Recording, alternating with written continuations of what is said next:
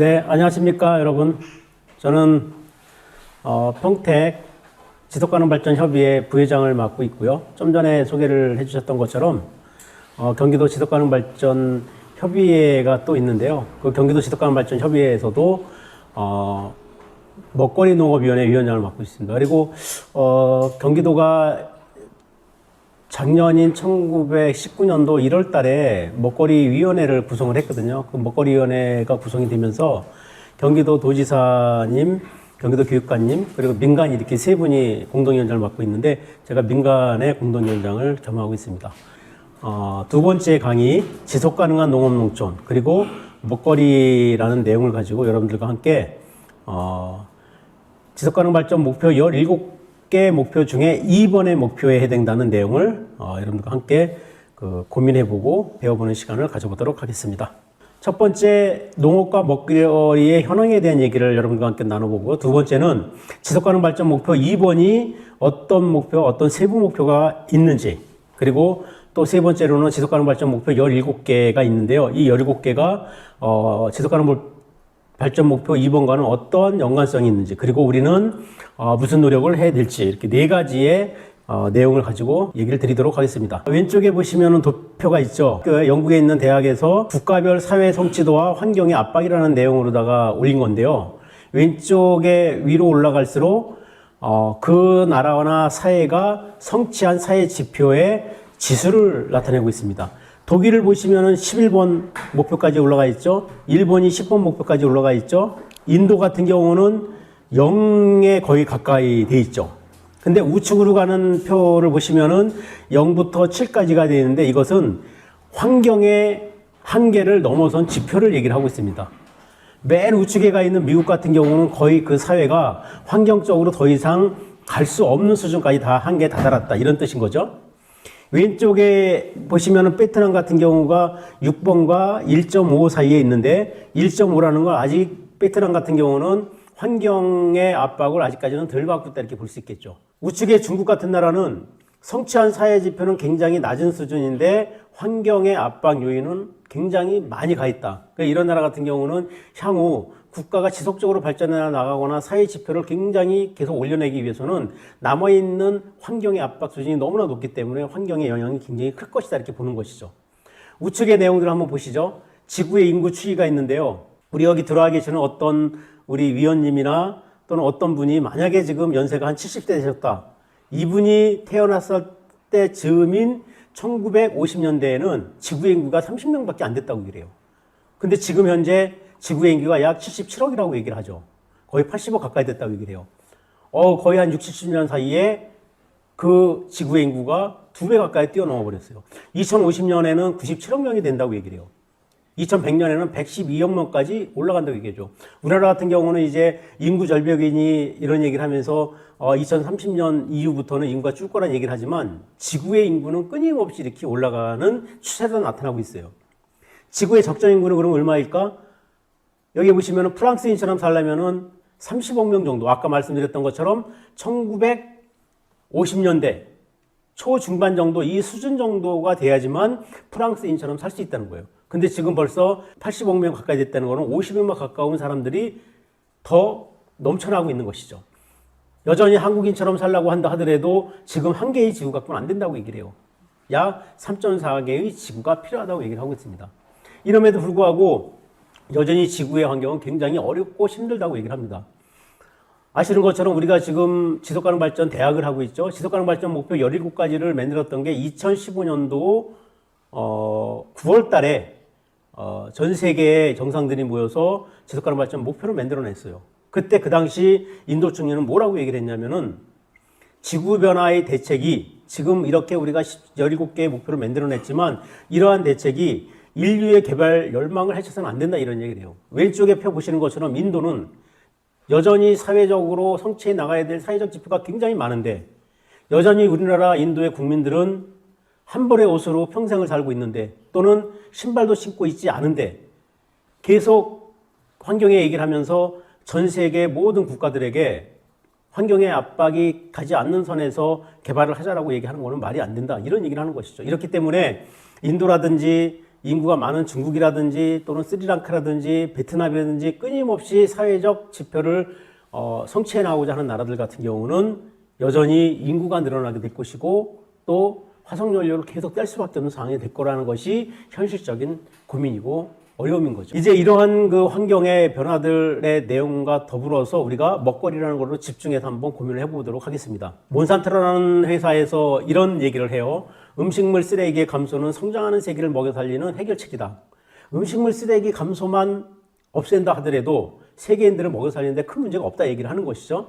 이 몬산트라는 회사는 굉장히 농약이라든지 또는 그 종자라든지 이런 데 굉장히 큰 회사였는데 재작년에 그 바이에르라는 회사에게 팔아 넘겨져서 지금 없어진 회사이긴 해요. 왼쪽에 보시면은 중간쯤에 만선적인 기아 인구가 약 8억 명이라고 얘기를 하고 있어요. 10%가 넘는 것이죠. 만성적이라는 뜻은 뭐냐면은 거의 밥 먹듯이 굶는 것을 얘기하는 거죠.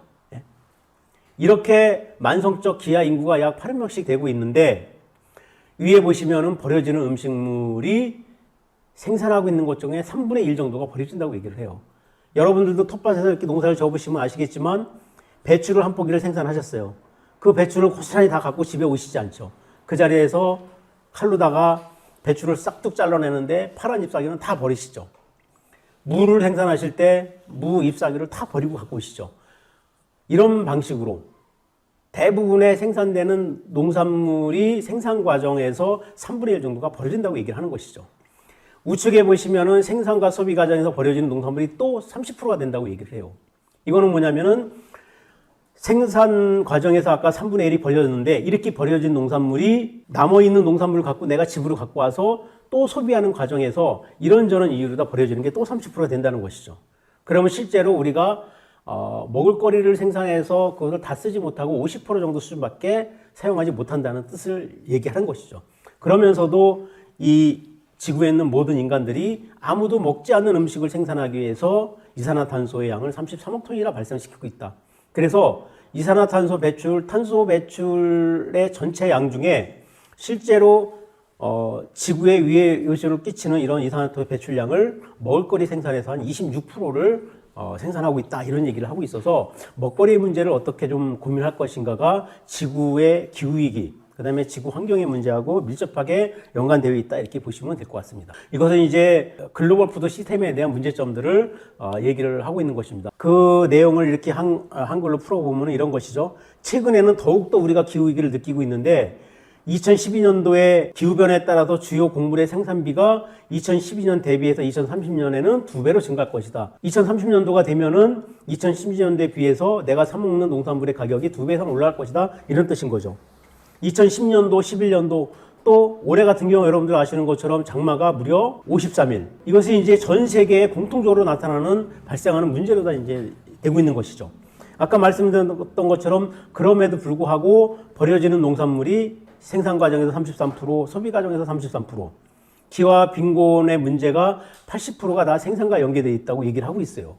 소농을 지원함으로써 식량의 생산 문제를 또 해결할 수 있다고 얘기를 하고 있어요. 이거는 좀 이따 좀 말씀을 더 드려보도록 하겠습니다. 그래서 우리가 글로벌 푸드 시스템이라고 지금 현재 먹거리의 문제가 전 세계의 먹거리의 문제와 체계 때문에 발생을 했다라고 얘기를 하고 있는데 그런 내용들을 한번 살펴보도록 하겠습니다. 첫 번째는 전 세계에서 거래되고 있는 곡물을 5개의 이 회사가 70%를 장악을 하고 있어요. 미국의 카길, 컨티넨탈, 프랑스의 루이 드레푸스, 스위스의 앙드레, 아르헨티나의 붕괴 같은 이런 5개 회사가 전 세계 곡물 양의 70%를 좌지우지하고 있는 것이죠. 이 곡물 회사들은 나라와 상관없이 자기의 이익에 해당되지 않는다면은 남는 농산물을 바다에 빠뜨리기도 하고 어느 나라에서 쌀이 부족할 것이다 생각을 하면은 그 쌀을 독점적으로 자기들이 사들이기도 하고 이러면서 최대의 이익을 만들어내려고 얘기를 하고 있습니다.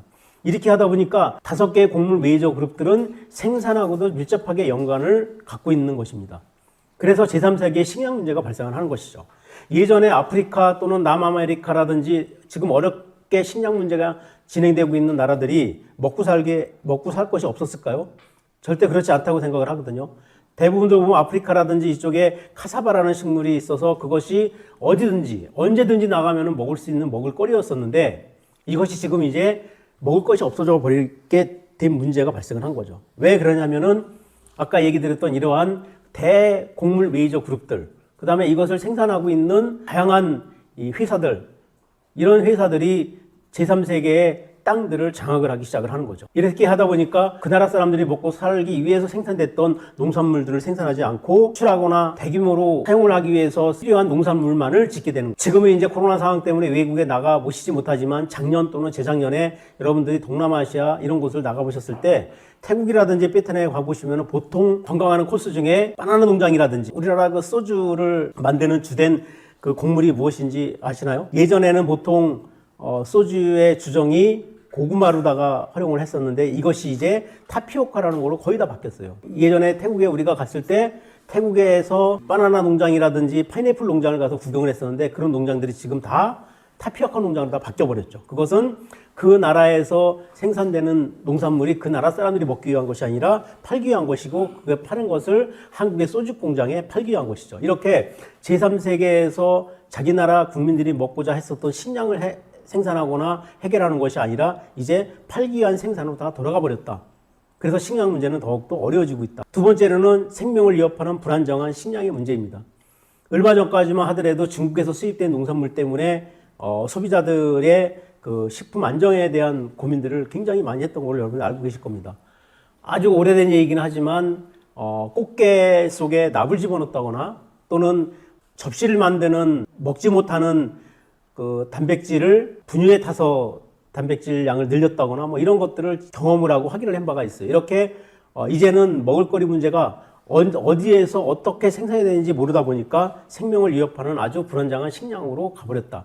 그 다음에 인간의 탐욕이 끊임없이 GMO라는 것들을 만들어내고 있다고 얘기를 해요. GMO가 뭔지는 아시죠? 유전자 조작을 해서 만들어나는 종자 또는 축산물인 것이죠. 혹시 여러분들 농사 지시면서 텃밭 농사를 지시면서 고추 농사를 지어보신 경험들이 많으실 겁니다. 고추는 원래 1년 내내 따뜻한 곳에서 생산됐던 작물이었죠. 그래서 고추는 원래 1년생이 아니라 다년생, 그리고 나무처럼 크는 거였죠.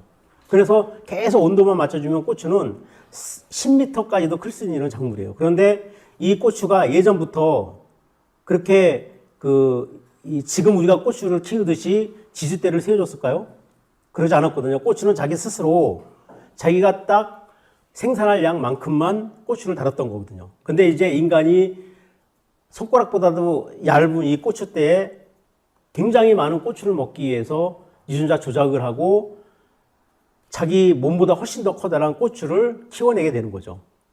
그리고 가지도 마찬가지인 거죠. 근데 이것을 이제 식물을 뛰어넘어서 동물의 영역까지 간 것이죠.